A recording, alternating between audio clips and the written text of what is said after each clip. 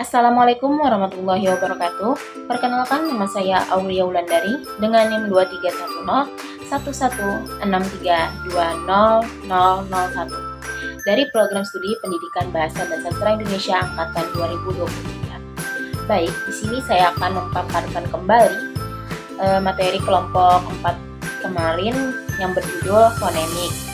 Jadi sebelum saya memaparkan atau menjelaskan kembali materi fonemik di sini, saya akan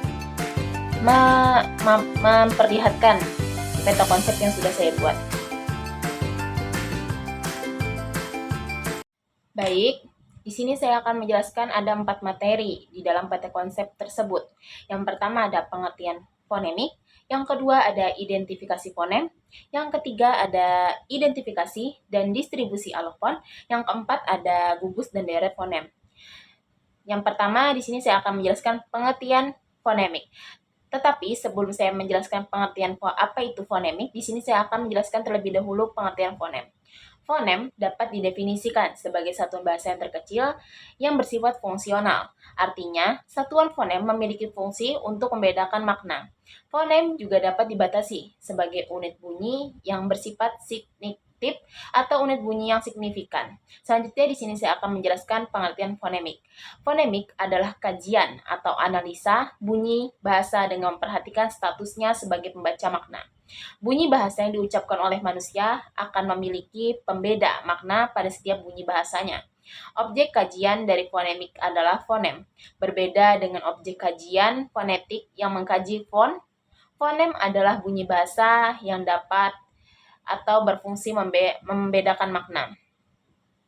Dalam hal ini, perlu adanya fonemisasi yang ditunjukkan untuk menemukan bunyi-bunyi yang berfungsi dalam rangka perbedaan makna tersebut.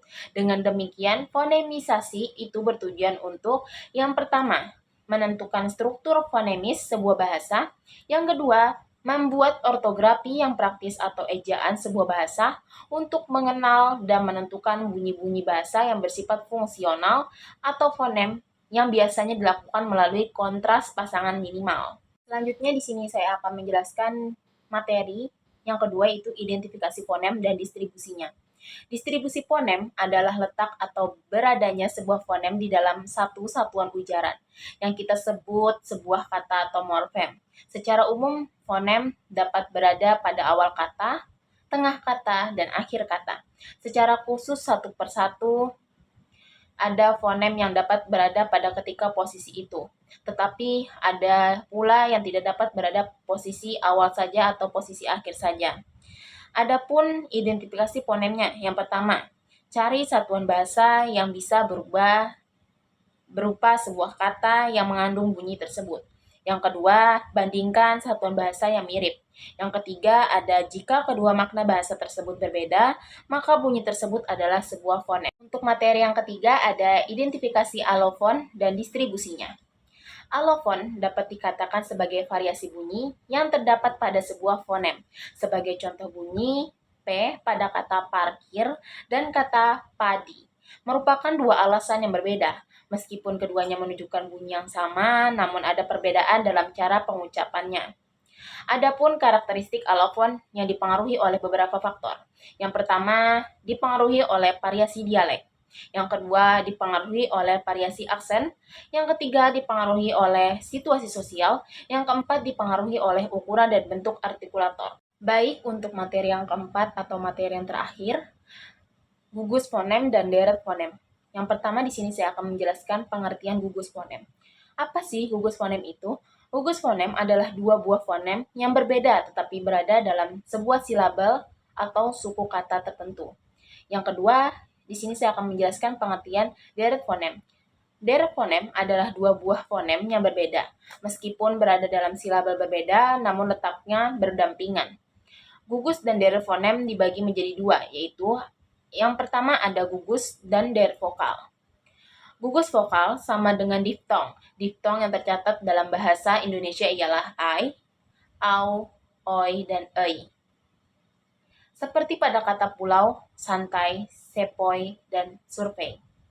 Deret vokal adalah dua huruf vokal yang bersampingan, namun terletak pada silabel yang berbeda. Ada 4 contoh yang saya ambil. Yang pertama, au, seperti pada kata laut dan daun. Yang kedua ada ai, seperti pada kata kain dan kait. Yang ketiga ada au, seperti pada kata kaos dan laos. Yang keempat ada ua, seperti pada kata luar dan kuat. Untuk gugus yang kedua ada gugus deret konsonan. Gugus konsonan disebut juga klaster yang ada dalam bahasa Indonesia. Ada 4 contoh juga yang saya ambil. Yang pertama ada kata ber, seperti pada kata brahmana dan labrak. Yang kedua ada beal, seperti pada kata belangko dan belusukan. Yang ketiga ada by, seperti pada kata objektif dan ambiar.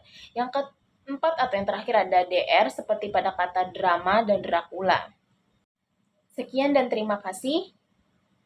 Wassalamualaikum warahmatullahi wabarakatuh.